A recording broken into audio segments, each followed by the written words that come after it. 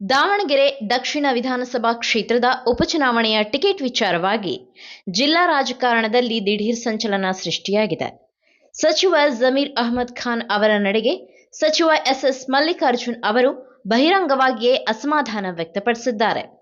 High command ಮಟ್ಟದಲ್ಲಿ ಈ ಬೆಳವಣಿಗೆ ಭಾರೀ ಚರ್ಚೆಗೆ ಗ್ರಾಸವಾಗಿದೆ. ದಾವಣಗೆರೆ ದಕ್ಷಿಣ ಕ್ಷೇತ್ರದ ಟಿಕೆಟ್ ಹಂಚಿಕೆ ವಿಚಾರದಲ್ಲಿ ಸಚಿವ ಜಮೀರ್ ಅಹ್ಮದ್ ಹಸ್ತಕ್ಷೇಪ ಮಾಡುತ್ತಿರುವುದಕ್ಕೆ ಸಚಿವ ಎಸ್ ಮಲ್ಲಿಕಾರ್ಜುನ್ ತೀಕ್ಷ್ಣವಾಗಿ ಪ್ರತಿಕ್ರಿಯಿಸಿದ್ದಾರೆ.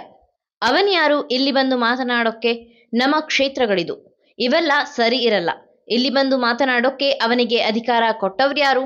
ಪಕ್ಷದ ಸಭೆ ಕರೆದಾಗ ನಾನು ಈ ಬಗ್ಗೆ ಮಾತನಾಡುತ್ತೇನೆ, ಈಗ ಮಾತನಾಡಲ್ಲ ಎಂದು ಮಾಧ್ಯಮಗಳ ಮುಂದೆ ಏಕವಚನದಲ್ಲೇ ಆಕ್ರೋಶ ವ್ಯಕ್ತಪಡಿಸಿದ್ದಾರೆ.